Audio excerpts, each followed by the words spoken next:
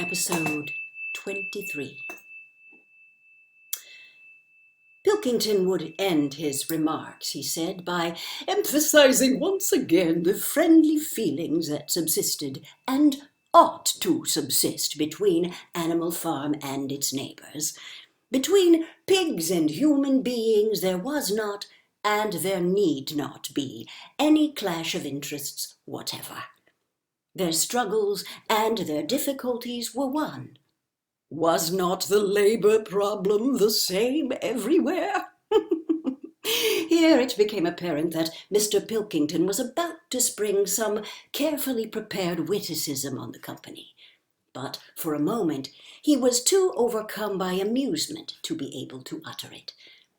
After much choking, during which his various chins turned purple, he managed to get it out. "If you have your lower animals to contend with," he said, "we have our lower classes."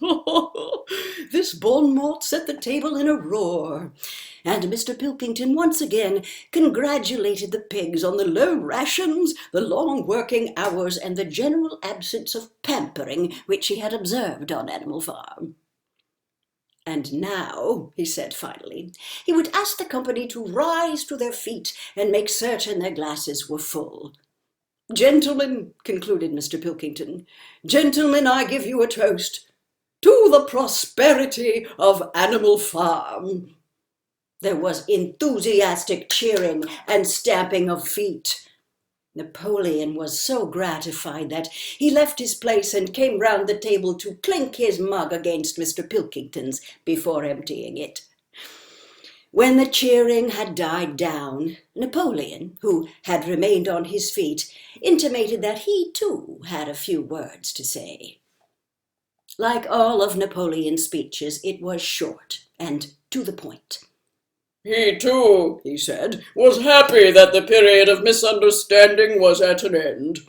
For a long time there had been rumors, circulated, he had reason to think, by some malignant enemy, that there was something subversive and even revolutionary in the outlook of himself and his colleagues. They had been credited with attempting to stir up rebellion among the animals on neighboring farms. Nothing could be further from the truth. Their sole wish, now and in the past, was to live at peace and in normal business relations with their neighbors. This farm, which he had the honor to control, he added, was a cooperative enterprise. The title deeds, which were in his own possession, were owned by the pigs jointly. He did not believe, he said, that any of the old suspicions still lingered, but certain changes had been made recently in the routine of the farm which should have the effect of promoting confidence still further. Hitherto, the animals on the farm had had a rather foolish custom of addressing one another as comrade. This was to be suppressed. There had also been a very strange custom, whose origin was unknown, of marching every Sunday morning past a boar's skull, which was nailed to a post in the garden. This, too, would be suppressed, and the skull had already been buried. His visitors might have observed, too, the green flag which flew from the masthead. If so, they would perhaps have noted that the white hoof and horn with which it had been previously marked had now been removed. It would be a plain green flag from now onwards. He had only one criticism, he said, to make of Mr. Pilkington's excellent and neighbourly speech. Mr. Pilkington had referred throughout to Animal Farm. He could not, of course, know, for he, Napoleon, was only now for the first time announcing it, that the name Animal Farm had been abolished. Henceforward the farm was to be known as the Manor Farm, which he believed was its correct and original name. "Gentlemen," concluded Napoleon, "I will give you the same toast as before, but in a different form. Fill your glasses to the brim. Gentlemen, here is my toast. To the prosperity of the Manor Farm." There was the same hearty cheering as before, and the mugs were emptied to the dregs. But as the animals outside gazed at the scene, it seemed to them that some strange thing was happening. What was it that had altered in the faces of the pigs? Clover's old dim eyes flitted from one face to another. Some of them had 5 chins, some had 4, some had 3. But what was it that seemed to be melting and changing? Then, the applause having come to an end, the company took up their cards and continued the game that had been interrupted, and the animals crept silently away. But they had not gone 20 yards when they stopped short. An uproar of voices was coming from the farmhouse. They rushed back and looked through the window again. Yes, a violent quarrel was in progress. There were shoutings, bangings on the table, sharp, suspicious glances, furious denials. The source of the trouble appeared to be that but Napoleon and Mr. Pilkington had each played an ace of spades simultaneously. 12 voices were shouting in anger, and they were all alike. No question now what had happened to the faces of the pigs. The creatures outside looked from pig to man, and from man to pig, and from pig to man again, but already it was impossible to say which was which. George Orwell wrote an essay about writing itself. Here's an excerpt from it. I think there are 4 great motives for writing, at any rate for writing prose. They exist in different degrees in every writer, and in any one writer the proportions will vary from time to time, according to the atmosphere in which he is living.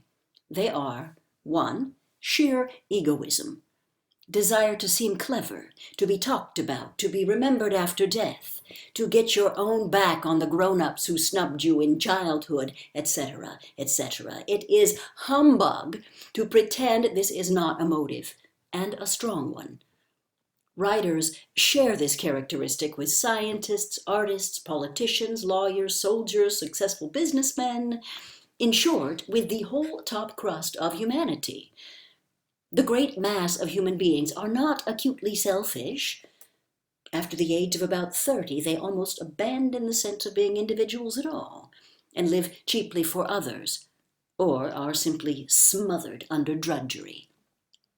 But there is also the minority of gifted, willful people who are determined to live their own lives to the end, and writers belong in this class. Serious writers, I should say, are on the whole more vain and self-centered than journalists, though less interested in money. Reason number 2, aesthetic enthusiasm. Perception of beauty in the external world, or on the other hand, in words and their right arrangement. Pleasure in the impact of one sound on another, in the firmness of good prose or the rhythm of a good story. Desire to share an experience which one feels is valuable and ought not to be missed. The aesthetic motive is very feeble in a lot of writers, but even a pamphleteer or writer of textbooks will have pet words and phrases which appeal to him for non-utilitarian reasons. Or he may feel strongly about typography, width of margins, etc.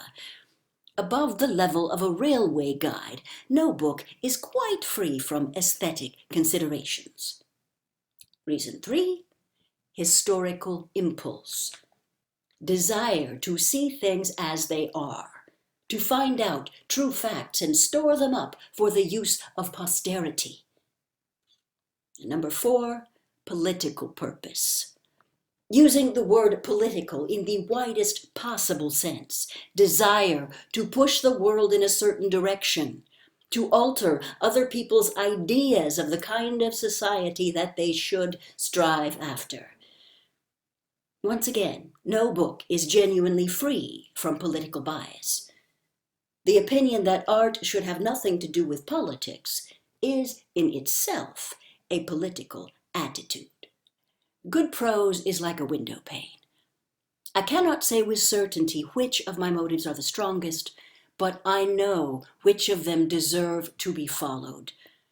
And looking back through my work, I see that it is invariably where I lacked a political purpose that I wrote lifeless books and was betrayed into purple passages, sentences without meaning, decorative adjectives, and humbug generally.